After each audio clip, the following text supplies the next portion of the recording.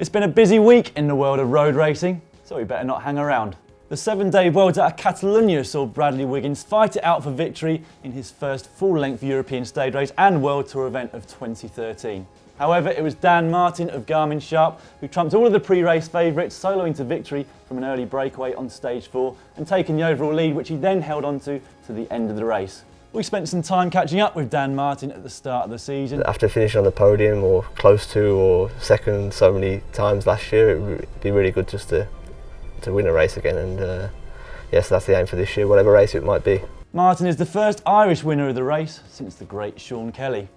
Earlier today we caught up with Team Sky's Ian Stannard to find out exactly how the experiment with training camps is working out for the classics. Yeah, no, really good, you know, every day is like a new race, you know, we're not tired from racing, and we all feel really fresh, which is nice, and yeah, thankfully, you know, you're looking at Paris-Nice and Torino, they've all been racking up every day, so it was nice to be out in the sun and training.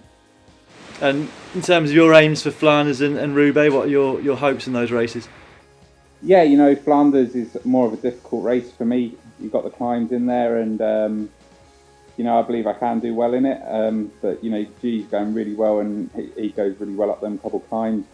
Eddie, Matt, you know, we've got a really strong team, but you know, come Roubaix, it's right up my street, and performing on them flat cobble sections is definitely what I want to do, and I'm looking forward to it. 2 weeks time, it should be good. As the inclement weather conditions in Europe continue, Gent Wevelgem became Stelt Wevelgem, as organisers of the race were forced to shorten it to avoid the worst of the conditions. Peter Sagan sealed a fine solo victory, perhaps in response to Fabian Cancellara's similar solo attack at the E3 Praise Arlbecker just a couple of days before. Not only did Sagan add to his vast palmares, he also added to his diverse range of victory salutes. This time, it was a wheelie. Now, how did Sagan's victory compare to Cancellara's? Let us know your thoughts down below.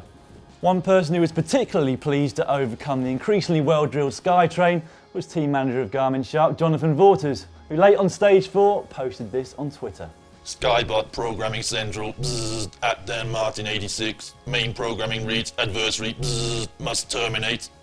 Closely followed by Bzzz, alert, alert, Skybot cannot compute, bzzz. Which was quickly removed.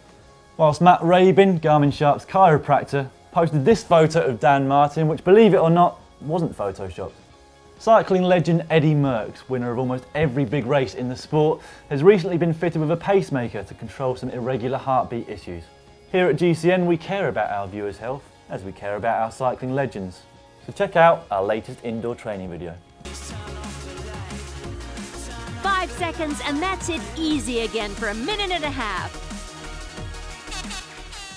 Recently showcased at the Taipei International Bike Show were new Metron road wheel sets with disc-compatible options. In fact, Peter Sagan of Team Cannondale won Gent Wevelgem on Sunday using the new Metron 40 wheel set. At the top end, the new 40mm deep model uses bulbous aero profiles and comes in at a claimed weight of 1,160 grams for the tubular version. The clinchers add on an extra 35 grams. We get a lot of comments asking for more coverage of women's cycle racing, including a request from Suck My Bingo Wings.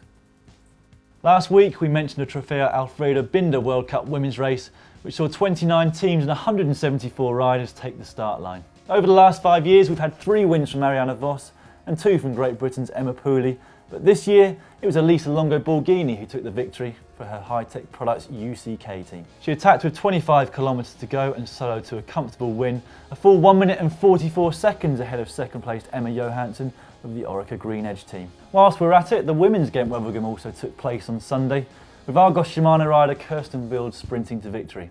It was her second win in a week after the Tour of Vlaanderen, and she firmly signalled that she's the big favourite for this Sunday's Tour of Flanders. Let's find out what it's like to have the weight of expectation on your shoulders.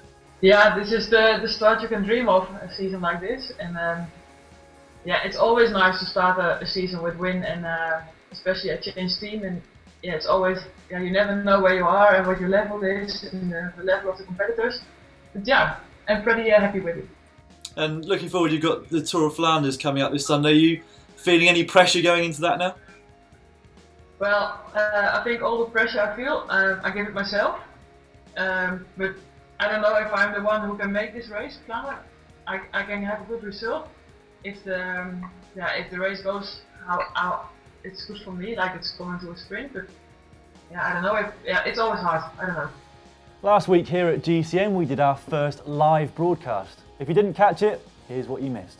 If you actually started off a bit slower and enjoyed the scenery more in the first hour or two before you get to these major climbs, then you're going to be much stronger towards the end. In terms of the actual Flanders Sportif itself, I guess my only advice would be to try and put some slightly bigger tyres on and run them at a slightly lower pressure than you might do normally.